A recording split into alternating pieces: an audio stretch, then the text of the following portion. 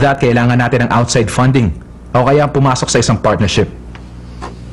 Kayo ba? Meron ba kayong mga idea? Tungkol sa partnership, meron akong naisip. Okay. Maaari nating lapitan ang Dakwan Jituan Company.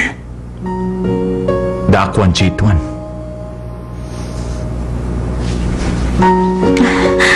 Uy, sobrang talino niya, no? Bago pa lang pero alam na niyang dapat gawin. Oo, mukhang mamomotivate ang lahat na magsipa. Tsaka gwapo. Ang harot. Akin na nga yan. Uy, hindi nga pwede. Ano ka ba? Ang kulit mo talaga. Ate!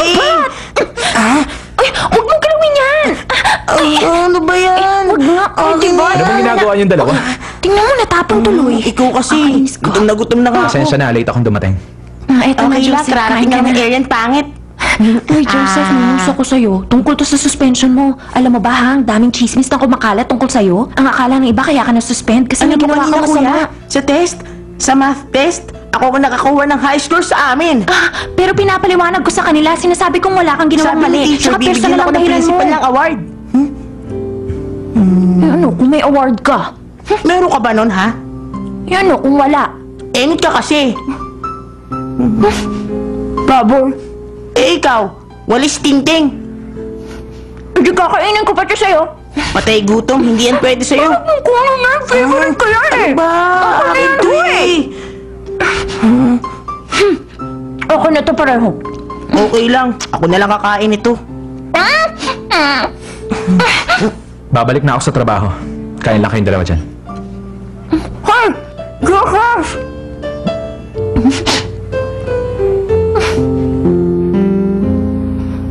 Hala, sobrang konti na kain niya. Kasalanan mo kasi ang kulit-kulit mo kanina pa.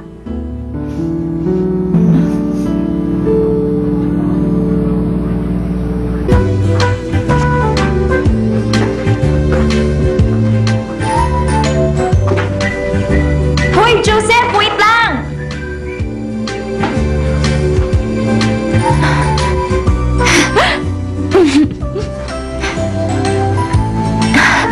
Ang sapatos.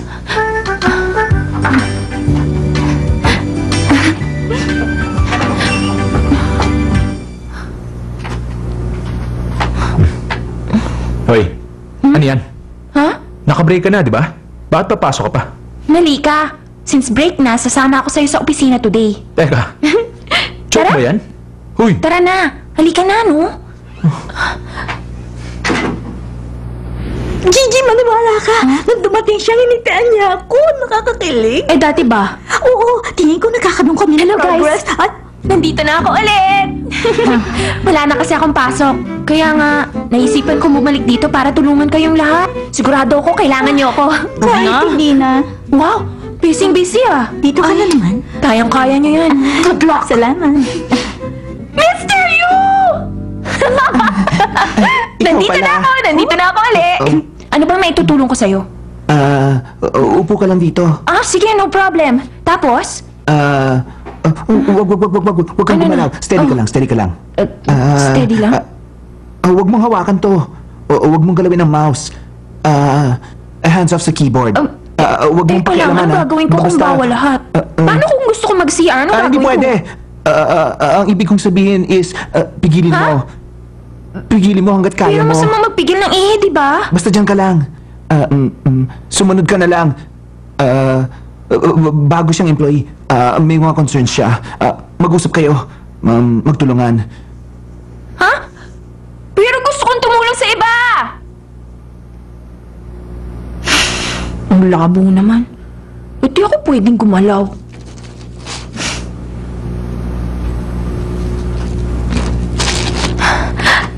Hoy, balita ko bago ka rin. Kung may mga hindi ka alam, ituturo ko sa'yo. Anong pangalan mo?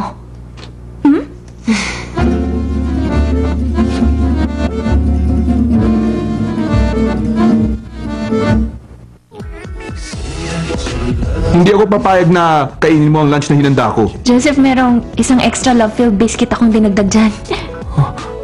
Ba? Oo. Siya nga pala, hinandaan ni Arian ang lunchbox na to para sa akin. Teka! Sandali! Diyan ka lang! Bakit ba? Eto, sa'yo na yan! Ay! Kahanga-hanga ang lalaking kagaya mo. Tsak na maraming babaeng nagkakagusto sa'yo sa eskwelahan. Totoo yan, Lolo. Yung si Joseph, hindi lang sa mga babae sa school sikat. Kasi po, kahit dito sa office, marami may crush sa kanya eh. Arian, After niya makipag-usap sa'yo, sobrang na-impress siya sa'yo.